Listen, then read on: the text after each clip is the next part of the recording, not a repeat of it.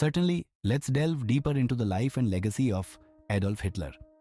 Adolf Hitler, एक गहराई से विश्लेषण भाग 2, हिटलर की विचारधारा और नाजीवाद। राष्ट्रवाद का जुनून।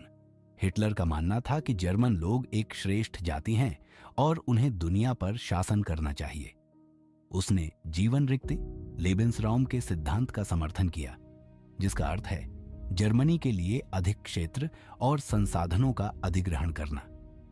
यहूदी विरोधी भावना। हिटलर ने यहूदियों को जर्मनी की सभी समस्याओं के लिए जिम्मेदार ठहराया। उसने उन्हें दुनिया के दुश्मन और जर्मन राष्ट्र के लिए खतरा घोषित किया। यहूदी विरोधी भावना नाजी विचारधारा का एक केंद्रीय घटक थी। प्रचार और प्रोपेगेंडा। नाजी शासन ने प्रचार और प्रोपेगेंडा का व्यापक उपयोग किया। गोएबल्स के नेतृत्व में नाजी प्रचार मशीनरी ने जनता को गुमराह किया और हिटलर के विचारों का समर्थन किया। नाजी पार्टी का उदय, संगठन और अनुशासन। हिटलर ने नाजी पार्टी को एक कुशल और अनुशासित संगठन में बदल दिया। उन्होंने एसएस, शुत्स्टाफल और गेस्टापो, गहाइमे स्टात्सपोलिसाई जैसी सशस्त्र शाखाओं की स्थापना की, जो राजनीतिक विरोधियों का दमन करने के लिए इस्तेमाल की जाती थी। जन समर्थन। नाजी पार्टी ने बेरोजगारी, आर्थिक संकट और राष्ट्रवाद की भावनाओं का फायदा उठाया। उन्होंने जनता के बीच समर्थन जुटाने के लिए प्रभावी प्रचार अभियान चलाए। होलोकॉस्ट, एक अंधकारमय अध्याय। यहूदियों का उत्पीड़न। नाजियों ने यहूदियों के खिलाफ भेदभावपूर्ण नीतियां लागू की।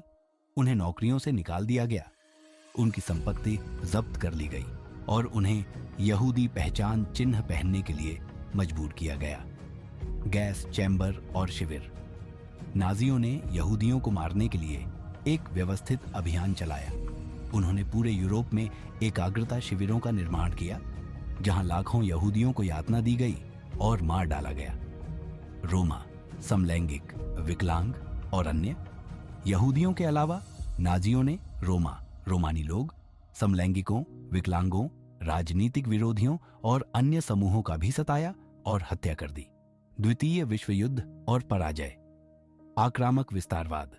हिटलर ने यूरोप पर आक्रमण करने और एक विशाल जर्मन साम्राज्य बनाने की महत्वाकांक्षा रखी।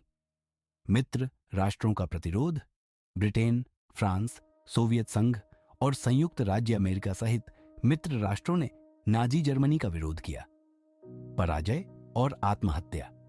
1945 में मित्र राष्ट्रों ने जर्मनी को पराजित कर दिया। हिटलर और उसकी पत्नी ने बर्लिन में अपने बंकर में आत्महत्या कर ली। विरासत और सबक। इतिहास का सबसे बड़ा अपराध। हिटलर के कार्यों को इतिहास में सबसे बड़ा अपराध माना जाता है। उसके शासनकाल ने लाखों लोगों की जान ली और दुनिया को गहरे संकट में डाल दिया। नफरत और भेदभाव के खिलाफ लड़ाई। हिटलर की कहानी हमें नफरत, भेदभाव और सत्ता के दुरुपयोग के खतरों के बारे में चेतावनी देती है। हमें एक शांतिपूर्ण और सहिष्णु समाज के निर्माण के लिए लगातार प्रयास करना चाहिए। याद रखना और शिक्षित करना। होलोकॉस्ट को कभी नहीं भूलना चाहिए। हमें युवा पीढ़ी को इतिहास के इस अंधकारमय अध्याय के बारे में जानना चाहिए। If you want to know more about Adolf Hitler, comment and like this video and subscribe to our channel and click the bell icon.